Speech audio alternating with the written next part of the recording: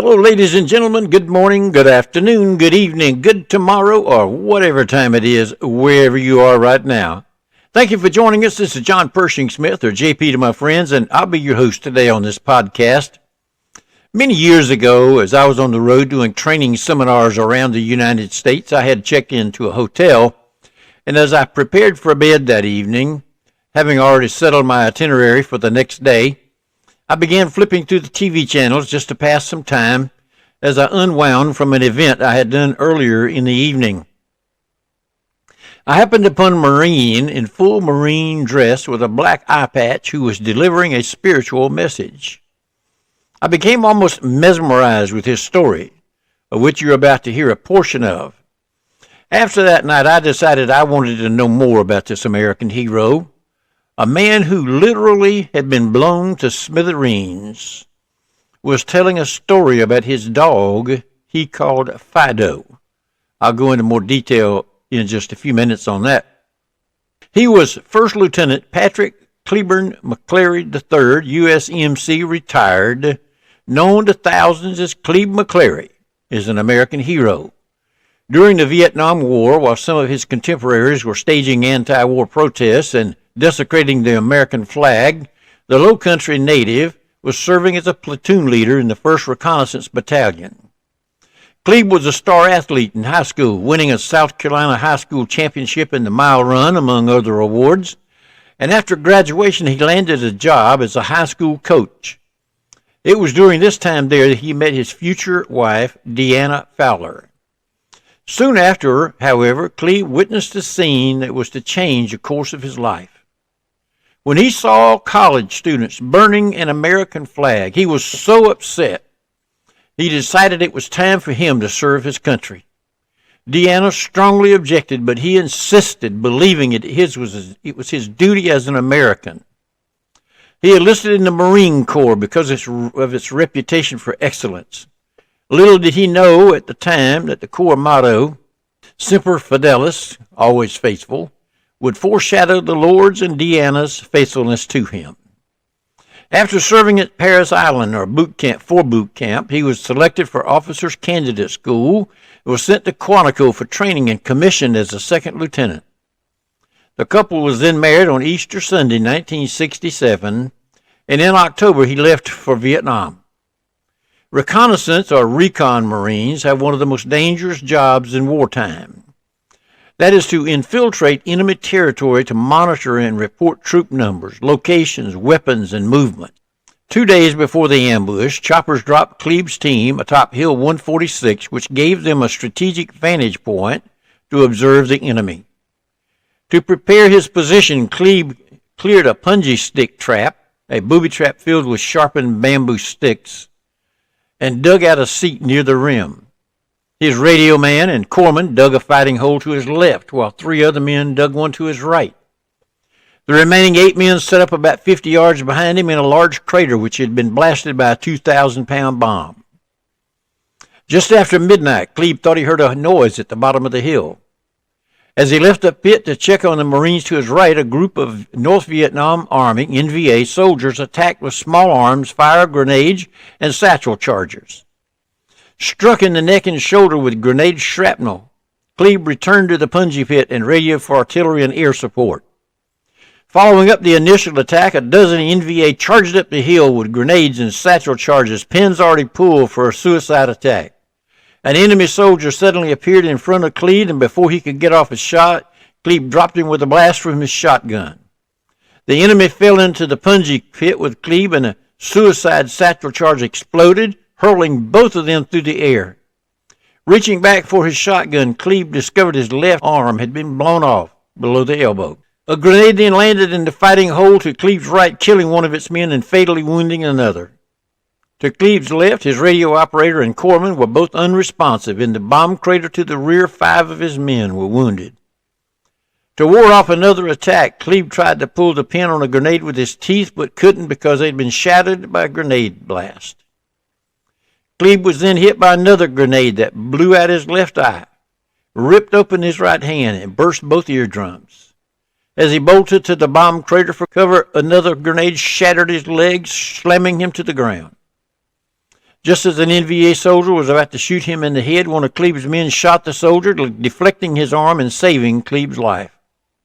Throughout the ordeal, CLEBE remained conscious and kept shouting commands and encouragement to his men. As the NVA soldiers retreated down the hill to regroup, CLEBE directed a team member to radio for a helicopter evacuation. Initially, the pilot said they couldn't land until daylight because of rain and fog. But when CLEBE told them they'd be dead by then, they decided to try after all, and 2 choppers arrived to retrieve them. Just as a second chopper lifted off, the hill was overrun by 150 NVA soldiers. The rescue had taken place with only minutes to spare. Of CLEBE's 13-man team, 10 were dead or wounded.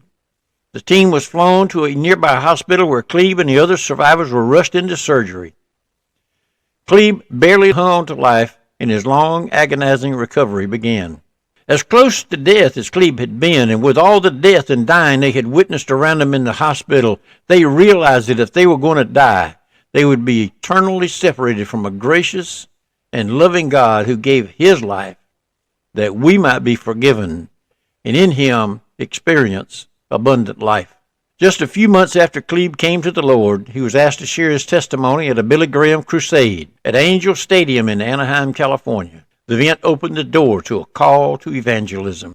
CLEBE felt called to serve the Lord full-time, so he and Deanna opened a coffeehouse ministry, and in 1973, they formed a full-time evangelistic ministry called the CLEBE-MCCLARY Evangelistic Association. Over the years, he and Deanna have ministered in all 50 states and 30 countries, speaking to hundreds of thousands and leading innumerable people to Christ. Even today at 75, CLEBE is still going strong, speaking around 100 times a year. CLEBE's military and sports connections gave him access that other evangelists didn't have. In addition to preaching evangelistic meetings, CLEBE does motivational speaking at corporate events. His ability to motivate others comes from the Lord, of course, but is demonstrated through his determination to overcome his devastating injuries. Within months after his return to the States, he received his driver's license, and for years, when his family lived on the road in an old 1964 Trailways bus, he did much of the driving. An amazing feat for someone who has lost an eye, an arm, and partial use of his remaining hand. He still had 3 rusty pieces of shrapnel near his good eye that could shift at any time and blind him completely. Yet he continued to serve the Lord enthusiastically. On TV that night as I watched, he said people would ask him, quote, "CLEBE, aren't you angry with America for sending you over there to be blown up, disfigured, handicapped, etc.?" End quote. And he would reply, quote, "FIDO," end quote. They would say, "What do you mean?" And he would reply, "That stands for forget it and drive on." And that became CLEBE's favorite motivational acronym, FIDO, F-I-D-O, for forget it and drive on. His oldest daughter, Tara, said his saying had become so popular, there have been NFL teams and Major League Baseball teams and NBA teams that have taken that and made T-shirts and hats and all sort of things. During the Vietnam War, 60 to 80% of girlfriends and wives left their men when they came home suffering from a traumatic injury. But even before Dina became a Christian, she was determined to be faithful to her husband, despite how difficult it was to help him through his recovery. Dina had been in a nurse's training while CLEBE was deployed. Her medical knowledge Deanna had been in nurses training while CLEBE was deployed, and her medical knowledge, steadfast love, and dedication proved critical to his recuperation. More evidence of the Lord's faithfulness. Through the years, CLEBE and Deanna have had their share of challenges, but their marriage had grown stronger over the years, and they recently celebrated their 51st anniversary on March 26, 2018. Their faithfulness to their vows is based on the character of the one in whom faithfulness originates, the Lord. CLEBE and Diana McClary have reflected his faithfulness through a dedicated life of service to him and to each other. Lieutenant CLEBE McClary is one of the most decorated heroes in American history, with too many medals, awards, and accolades to list. And and he fully understand that he was left alive for one purpose, and that was to serve the Lord. To this date, CLEBE McClary and Deanna have led many thousands of people to Christ. And as Mr. Paul Harvey would say, now you know the rest of the story. Good day. Thank you for joining us today. Let's all go out and fulfill our purpose. And I'll see you in the winner's circle. God bless and make it an awesome day. Goodbye for now.